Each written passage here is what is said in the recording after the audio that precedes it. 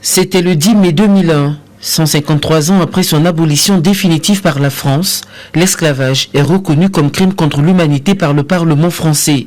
Ce jour-là au Sénat, la rapporteure du projet de loi, Christiane Taubira, savoure ce moment historique. La députée de Guyane d'alors a ardemment défendu le projet pendant 2 longues années et depuis 2006, le 10 mai est officiellement la journée nationale de commémoration des mémoires de la traite, de l'esclavage et de leur abolition. Le sujet dont nous nous sommes emparés n'est pas un objet froid d'étude.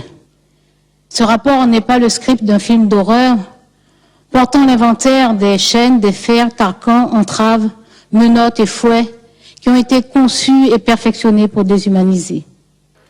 2 décennies après la loi Taubira, la réparation politique et mémorielle a gagné du terrain en France. Reste la question de la réparation matérielle, un casse-tête juridique et généalogique qui divise jusque dans les rangs des associations et descendants d'esclaves. Les années 2000 ont vu naître les premières demandes formelles de réparation sonnantes et trébuchantes, des revendications matérielles vite évincées par la loi Taubira. Toutefois, le chef de l'État français a promis la création d'un mémorial national aux Tuileries pour rendre hommage aux victimes de l'esclavage. Ce projet, qui devait voir le jour cette année, a été retardé en raison des dissensions sur le choix des artistes sélectionnés.